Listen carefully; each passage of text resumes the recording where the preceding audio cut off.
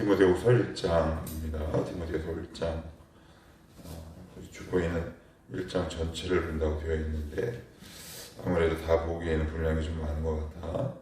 디모데후서 1장 1절에서 5절까지만 보도록 하겠습니다.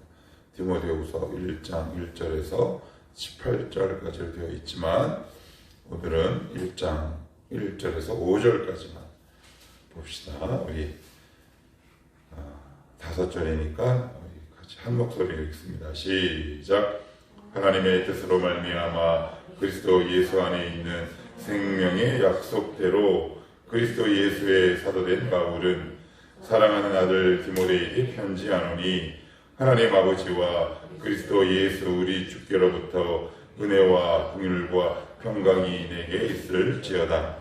내가 밤낮 간구하는 가운데 쉬지 않고 너를 생각하여 정결한 양심으로 조상적부터 섬겨오는 하나님께 감사하고 내 눈물을 생각하여 너 보기를 원함은 내 기쁨이 가득하게 하려 함이니 이는 내 속에 거짓이 없는 믿음이 있음을 생각함이라.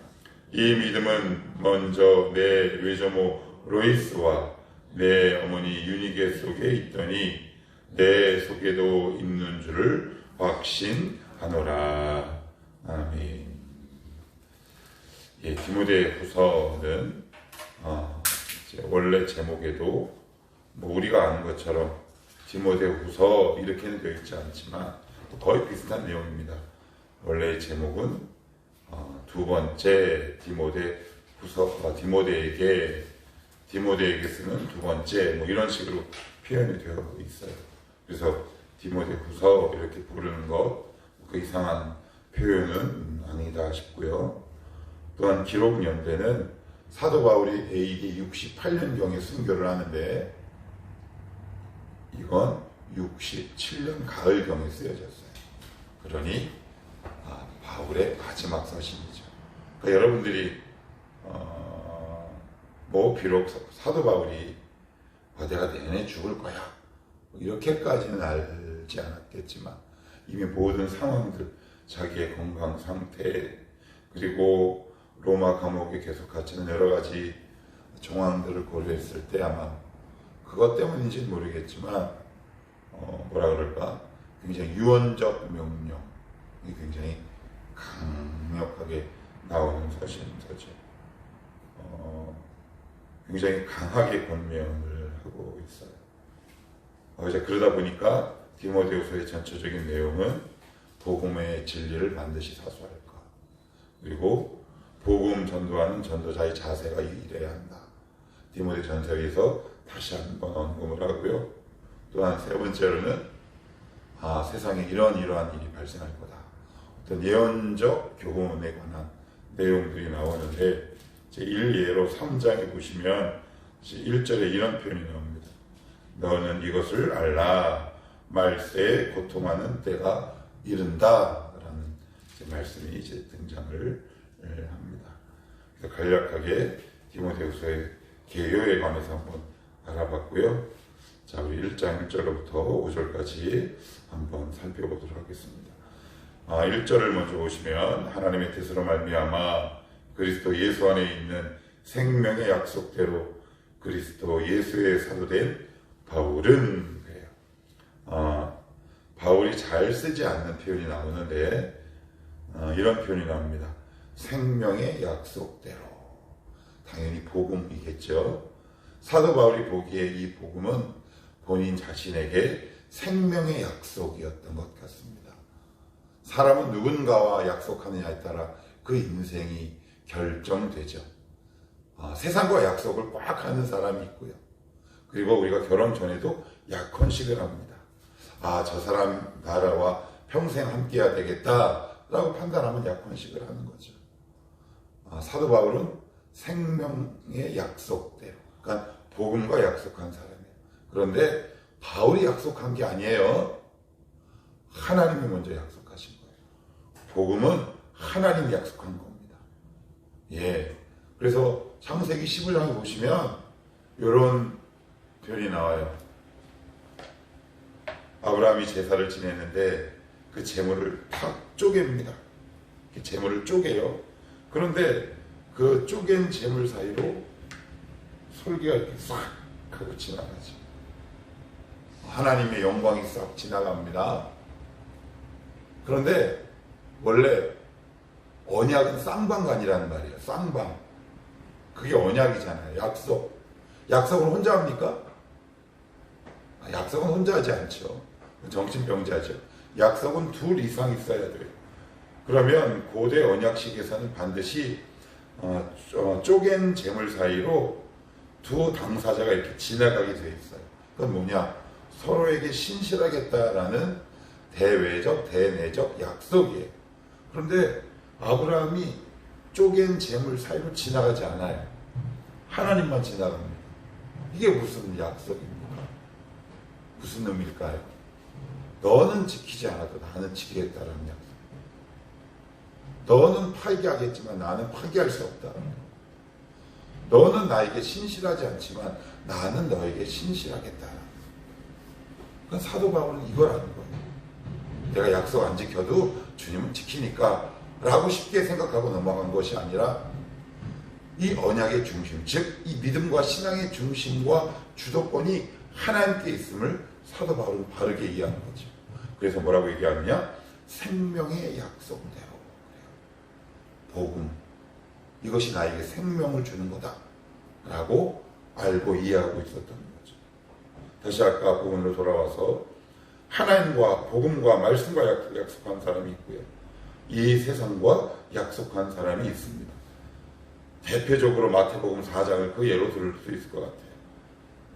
사단이 예수님께 한 게 뭐냐면 그거죠. 네가 나에게 절하면, 나에게 약속하면 부귀 영화와 재물을 너에게 주겠다. 이 세상은 여러분들에게 약속합니다. 너 예수 떠나면, 이 세상의 논리와 방법대로 삶을 살아가면 내가 너를 얼마든지 부하게 해줄 수 있어. 우리는 솔직히 그 가운데에서 갈등해. 생명의 약속을 따를 것인가? 이 세상의 약속을 따를 것인가? 그래서 우리는 늘 그 사이에 갈등합니다. 그 세상의 약속대로 따라가기도 하고, 어떨 때는 주님의 약속을 붙들기도 해요. 여러분들이 주님의 약속이 생명의 약속으로 여러분의 자세를 확 바꿀 수 있기를 축복합니다. 사단은 오늘도 여러분들을 끊임없이 속입니다. 너 나랑 약속할래? 우리의 영혼을 노리죠. 이렇게 하면 잘 먹고 잘 살 수 있어. 내가 너에게 줄 수 있는 권세가 있는 거 몰라? 그래서 우리를 끊임없이 하나님께로부터 세상으로 눈을 돌리게 해요. 그런데 오늘 사도 바울은 뭐냐? 이 복음이 생명의 약속입니다. 여러분, 이 생명의 약속이라는 게 뭐예요? 이것을 떠나면 죽는다라는 생각 아닙니까? 그러면 그걸 떠나겠어요? 떠날 수 없죠. 못 떠납니다. 이 생명을 떠나면 나는 죽어 라는 믿음이 있는데 어떻게 이 생명의 약속을 떠나겠습니까? 아무튼 사도 바울에게 이 복음은 생명의 약속이었어요. 세상이 생명의 약속이 아니라 예수님이 달린 그 십자가, 그 복음의 내용이 사도 바울에게는 생명의 약속이었다. 자, 두 번째 3절에 보시면 이런 표현이 나옵니다. 내가 밤낮 간구하는 가운데 쉬지 않고 너를 생각하여. 생각날 때가 아니라 꾸준히 계속해서 누군가를 집중적으로 기도하는 거죠. 그래서 제가 기도가 나올 때마다 계속 말씀드려요. 여러분들 눈치채셨을 거예요. 사도 바울이 기도라는 단어를 사용하면 꼭 그 다음에 이런 표현이 나와요. 주야로, 밤낮으로 계속해서, 그리고 여기 나오는 것처럼 쉬지 않고. 그래서 기도의 동의어는 쉬지 않는 거다라고 얘기해요. 단속적이지 않아요. 계속해서 끊임없이 계속되는 거죠. 그래서 어제도 어떤 청년이랑 잠깐 얘기를 하다가 그런 이야기를 했어요. 느헤미야가 그 왕 앞에 나아가기 전에 잠깐 묵도에 있다라는 제목이 나오거든요, 말씀이. 근데 느헤미야는 우리가 잘 알고 있는 것처럼 끊임없이 동족을 위해서 기도해왔던 사람이었어요. 그런데 그의 짧은 기도가 효과가 있었죠. 왜 효과가 있었을까요? 그 이전부터 이 현재라는 지금까지 주님과 끊임없는 교제의 끈을 놓지 않고 있었던 사람이에요. 식기도의 영성으로는 우리의 신앙적 생활을 풍요롭게 할 수 없거든요. 뜨문뜨문하는 기도, 물론 하나님이 응답하시지만, 그런데 그 뜨문뜨문하는 기도는 우리의 믿음을 풍요롭게 하기에는 사실 부족한 게 맞다. 중요한 건 사도 바울은 끊어지지 않고 단속적으로 기도한 것이 아니라 지속적으로 기도했다. 기도의 친구, 기도의 동반자, 기도의 동의어는 쉬지 않는 것. 이게 바로 사도 바울이 이해한 기도다. 그리고 나서는 3절 이어지면 이렇게 얘기해요. 청결한 양심으로. 근데 이게 너를 위해서 기도했다라는 말 다음에 나와서 요 청결한 양심으로 조상적부터 섬겨오는 하나님, 요게 디모데를 향한 기도 같은데 이게 이제 개역 개정과 한글의 약점이에요. 요것만 보면 내가 밤낮 너를 생각하여 그리고 양심으로 이어지니까 계속 뒷부분도 디모데에 관련된 내용인가 보다라고 생각합니다. 아니에요. 여기서부터는 본인에 대한 얘기예요. 청결한 양심으로 조상적부터 섬겨오는 하나님께 감사하고, 이건 본인에 대한 이야기예요. 그러니까 뭘 기도했냐면 이렇게 기도한 거예요. 하나님, 저 옛날부터 청결한 양심으로 제가 하나님을 섬길 수 있어서 참 감사합니다. 그런데 이 문제는 간단하지 않아요. 왜 간단하지 않을까요? 제가 고린도후서 11장을 읽어드릴게요. 40에 하나 감한매를 5번 맞았으며 3번 퇴장으로 맞았고 3번 파선하였으며 7일을 바다에서 표류하였고 강도를 만나기를 수도 없이 자연의 위험으로부터 수도 없는 고난 엄청 많아요. 그런데 감사했대요. 참 하나님, 지금 돌아보니까 제가 너무 감사했습니다. 그 기도 제목 가운데 그래요. 그래서 기도의 제목이 뭐였냐면 감사가 딱 정해져 있었던 것 같아요. 하나님, 저 이런 어려운 일이 있었지만 하나님 참 감사했습니다. 이게 무슨 말일까요? 하나님을 섬기는 것이 때로는 의무일 때도 있었지만 특권이요 권리요 감사였다라는 이야기입니다. 하나님 참 힘들었어요. 참 고난도 많았지만 제가 주님을 섬기는 이 일이 저에게는 참 감사한 일이었습니다. 이렇게 이야기하고 있죠. 여러분은 예수님 섬기는 게 참 감사합니까? 이제 이러면 속된 표현으로 게임 끝나는 거죠. 어떤 사람은 의무로만 예수를 믿는 사람이 있고 어떤 사람은 특권과 감사가 될 수 있는 사람이 있어요. 근데 사도 바울은 이게 의무적으로 이런 표현을 사용했을까요? 그렇지 않죠. 그냥 자기의 삶을 이렇게 되짚어 보다 보니까 하나님을 섬겼던 이 사실이 사도 바울의 마음에 너무 감사로 다가오는 거였어요. 그래서 디모데에게 이렇게 쓸 수 있었던 거죠. 참 감사했습니다. 하나님. 예배할 수 있음에 감사했고 누군가를 위해 기도할 수 있는 자리에 저를 불러주셨던 것이 저는 참 감사했습니다. 여러분들의 인생 말미에 이런 고백이 나올 수 있기를 축복해요. 하나님, 저 주님 섬겼던 것 너무 감사했어요. 참 감사했습니다. 그 당시는 참 힘들었지만요. 지금 돌아보니까 주님 얼마나 감사했는지 모릅니다. 저와 여러분들이 이런 고백이 터져나올 수 있기를 바라고요. 그러면 여기서 우리 조금만 더 들어가 보죠. 왜 이렇게 사도 바울은 왜 이렇게 감사할 수 있었을까? 두 가지인 것 같아요. 하나님이 어떤 분인지 알고 있었다. 하나님이 정말 선한 분인지 알고 있었던 거죠.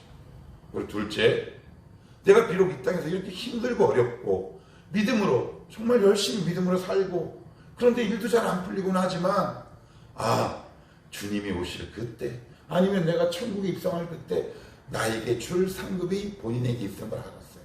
그래서 빌립보서 이렇게 본인 입으로 증언하잖아요. 내게 줄 상이 있다. 그죠? 이것을 분명히 바라보는 거죠. 하나님이 어떤 분인 줄 알았던 거예요. 그래서 결과에 관계없이 믿음의 길을 걸어갈 수 있었어.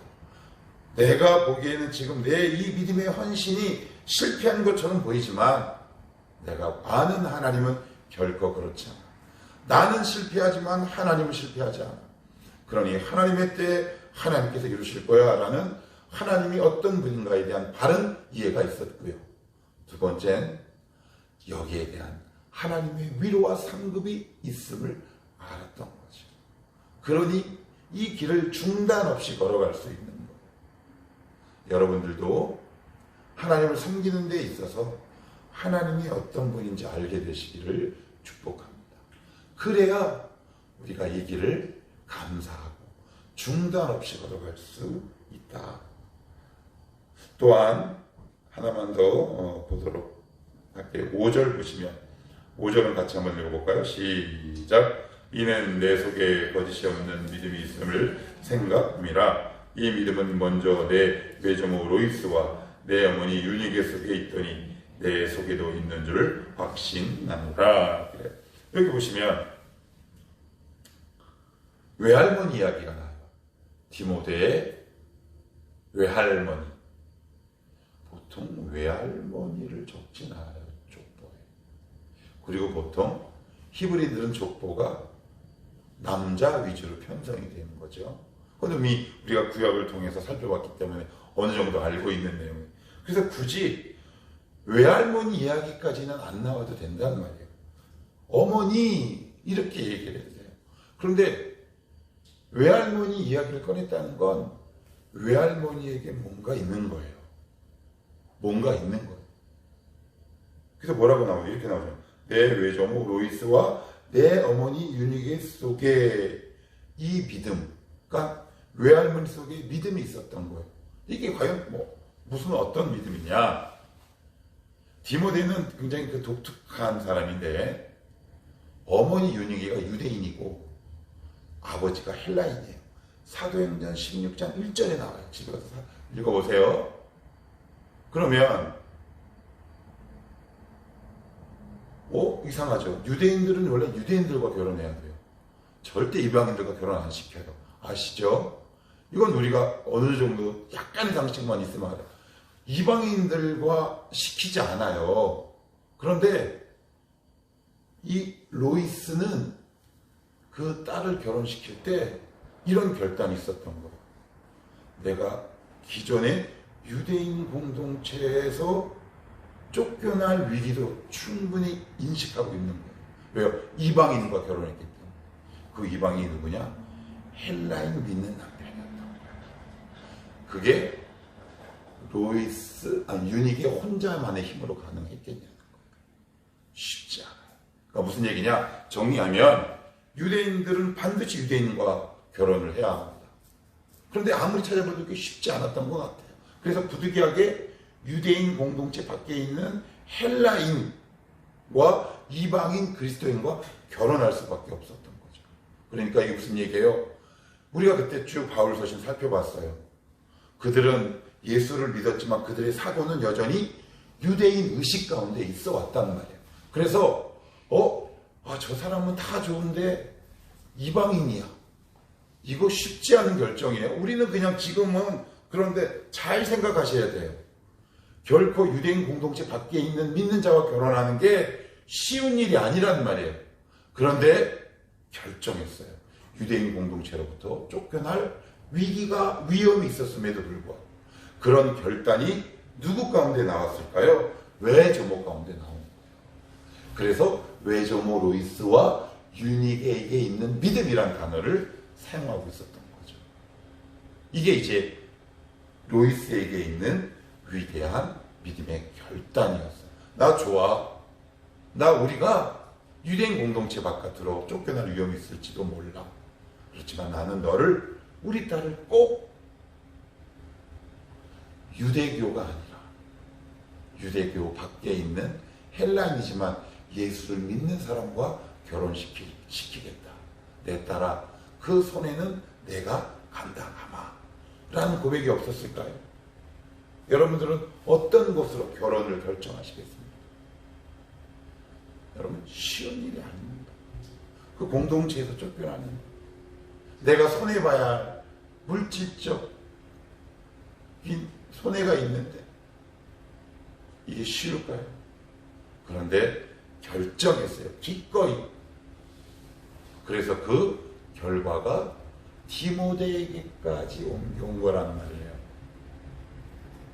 그래서 제가 예전에 그런 얘기 했어요. 남자는 1차적으로 군대 갈 때, 군대 갔다 오고 나서 믿음의 진위가 어느 정도 결정되고요. 자매는 결혼할 때 쉽지 않아요. 만만한 일이 아닙니다. 손해봐야 할 것들이 너무 많이 있어요.